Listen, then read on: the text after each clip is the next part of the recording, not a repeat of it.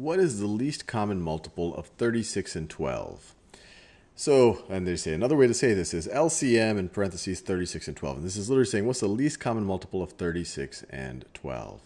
Well, this one might pop out at you because 36 itself is a multiple of 12. And 36 is also a multiple of 36. It's 1 times 36. So the smallest number that is both a multiple of 36 and 12, because 36 is a multiple of 12, is actually 36. There we go. Let's do a couple more of these. That one was too easy. What is the least common multiple of 18 and 12? And they just state this with a different notation. What's the least common multiple? Or the least common multiple of 18 and 12 is equal to question mark. So let's think about this a little bit. So there's a couple of ways you can think about. So let's just write down our numbers that we care about. We care about 18 and we care about 12.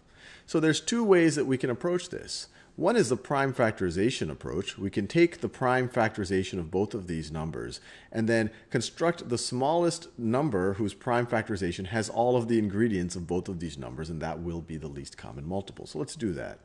18 is 2 times 9, which is the same thing as 2 times 3 times 3. Or 18 is 2 times 9, 9 is 3 times 3. So we could write 18 is equal to 2 times 3 times 3. That's its prime factorization. 12 is 2 times 6. 6 is 2 times 3. So 12 is equal to 2 times 2 times 3.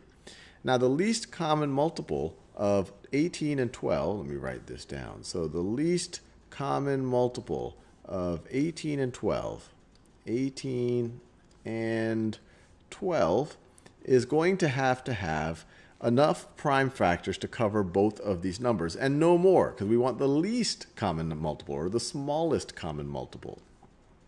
So let's think about it. Well, it needs to have at least 1, 2, a 3, and a 3 in order to be divisible by 18.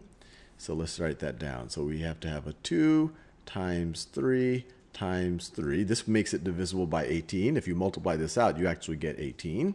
And now let's look at the 12. So this part right over here, let me make it clear. This part right over here is the part that makes up 18, makes it divisible by 18. And then let's see, 12, we need 2 2's and a 3. Well, we already have 1 3, so our 3 is taken care of. We have 1 2, so this 2 is taken care of. But we don't have 2 2's, so we need another 2 here. So notice, now this number right over here has a 2 times 2 times 3 in it, or it has a 12 in it, and it has a 2 times 3 times 3, or an 18 in it. So this right over here is the least common multiple of 18 and 12. If we multiply it out, so 2 times 2 is 4, 4 times 3 is 12, 12 times 3 is equal to 36, and we are done. Now, the other way you could have done it is what I would say just the brute force method of just looking at the multiples of these numbers. You would say, well, let's see, the multiples of 18 are 18, 36, and I could keep going higher and higher, 54, and I could keep going. And the multiples of 12 are 12, 24, 36, and immediately I say, well, I don't have to go any further. I already found a multiple of both, and this is the smallest multiple of both. It is 36. You might say, hey, why would I ever do this one right over here as opposed to this one? A couple of reasons. This one, it's fun because you're actually decomposing the number and then building it back up. And also, this is a better way, especially if you're doing with really, really large and hairy numbers. Really, really, really large and hairy numbers where you keep trying to find all the multiples. You might have to go pretty far to actually figure out what their least common multiple is. Here, you'll be able to do it a little bit more systematically and you'll know what you're doing.